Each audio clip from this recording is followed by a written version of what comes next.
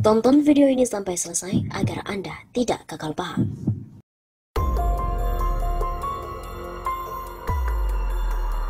Sobat 16 Sapa, kembali lagi bersama dengan kami untuk mengulas fakta-fakta perpolitikan dan juga informasi terkini di tanah air. Isi pidato Menhan Prabowo yang dipuji oleh Cina.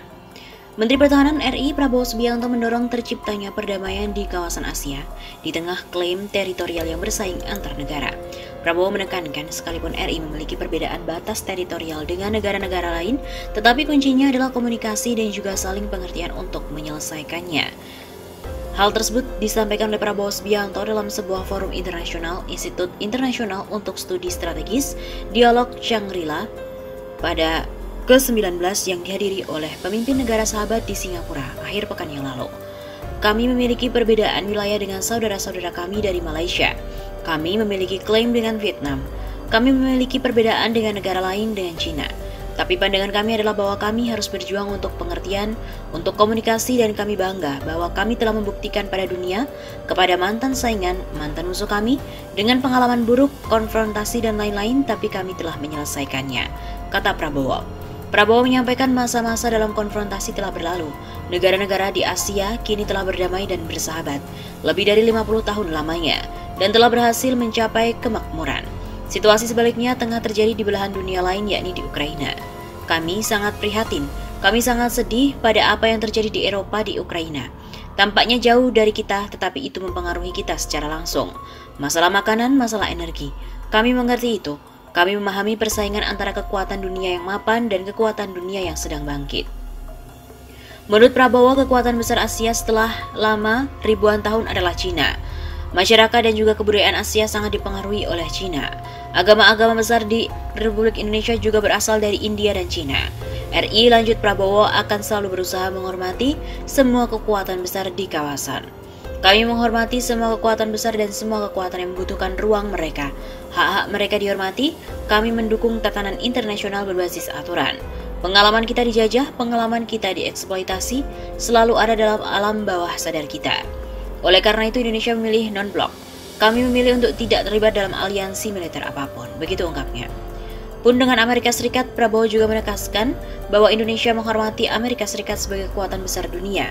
Amerika Serikat telah membuktikan menjadi kekuatan anti-kolonial. Mereka adalah salah satu koloni pertama Inggris yang berperang melawan kolonialisme. Mereka mendukung perjuangan kita untuk kemerdekaan. Kami tidak pernah melupakan teman-teman kami yang mendukung kita. Australia juga mendukung kemerdekaan kita. Kita miliki sekarang, kita berada dalam situasi beruntung dikelilingi oleh negara-negara sahabat, ujar Prabowo. Namun demikian, situasi ini menurut Prabowo juga bisa menjadi kelemahan Indonesia karena merasa dikelilingi negara sahabat, membuat para elit Indonesia terlena. Mereka berpikir ketika dikelilingi oleh orang-orang baik, maka situasinya akan selalu damai dan juga kondusif.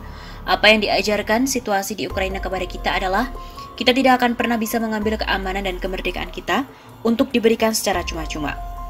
Oleh karena itu kami bertekad untuk memperkuat pertahanan kami, dan itulah kata kuncinya.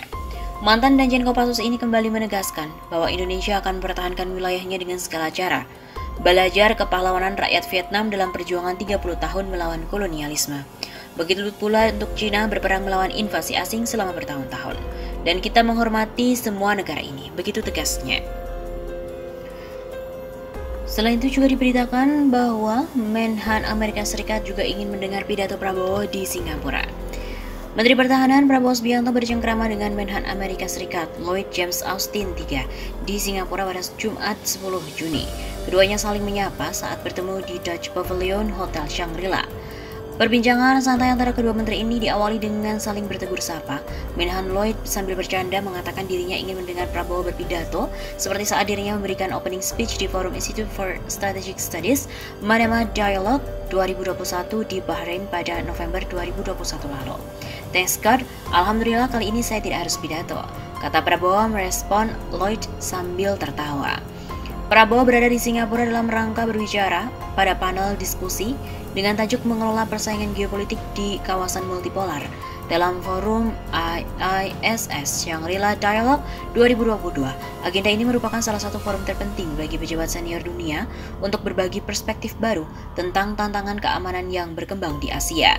Selain bertemu dengan Menhan Amerika Serikat, Prabowo di hari yang sama juga melaksanakan kunjungan kehormatan kepada Menteri Pertahanan Singapura, Ng Eng Hen, di Kementerian Pertahanan Singapura. Pertemuan itu diawali dengan kedua menteri yang meninjau Guard of Honor atau jajaran kehormatan. Sebelumnya pada Manama Dialogue tahun lalu, Prabowo juga membawakan pidato pembukaan di mana menekankan bahwa kekuatan yang seimbang dengan kebajikan adalah kunci dari perdamaian dunia, dan para pemimpin dunia perlu mencerminkan nilai kebajikan dan rasa hormat satu sama lain. Pemimpin harus mencerminkan kebajikan dan juga rasa hormat. Kekuatan-kekuatan besar dunia perlu menghayati ini. Hanya dengan begitulah sejarah akan menilai mereka. Tidak hanya jadi kekuatan besar tetapi lebih penting dan abadi, yaitu menjadi peradaban yang besar. Tutur Prabowo. Seperti diketahui bahwa Kementerian Luar Negeri China memuji pidato Menhan Prabowo Subianto dalam Forum International Institute for Strategic Studies di Shangri-La Dialogue 2022 di Singapura. Pernyataan dari Pak Prabowo mengingatkan saya pada konferensi Asia Afrika di Bandung pada 67 tahun silam yang sangat terkenal itu, kata juru bicara MFA Wang Wenbin di Beijing Senin 13 Juni. Dalam KAA Bandung itu, katanya perwakilan negara Asia, Afrika, dan Amerika Latin berkumpul, serta menyepakati Dasar-Sila Bandung yang mengacu pada 5 prinsip hidup berdampingan secara damai. Mereka membangun semangat solidaritas, persahabatan, dan juga kerjasama di Bandung. Semua ini masih sangat relevan dalam mengatakan masalah hubungan internasional. Oleh sebab itu, dia juga mengajak untuk semua negara harus bersatu dan bekerja sama membangun solidaritas untuk menghindarkan dari konfrontasi. Seperti setelah mengalami perang panas dan perang dingin, masyarakat Asia mengerti bahwa perdamaian itu lebih baik, ujar pejabat Cina yang juga menempati posisi sebagai Direktur Jenderal Pusat Pers Internasional MFA, menggantikan Hua Chunying yang kini menjabat sebagai Wakil Menlu Cina. Negara-negara di kawasan Asia, menurut Wang, harus menjaga kearifan Asia agar bisa hidup berdampingan satu sama lain, mengakomodasi semua kepentingan, saling menghormati kebijakan pembangunan masing-masing, dan terus mendukung pembangunan berkelanjutan di kawasan.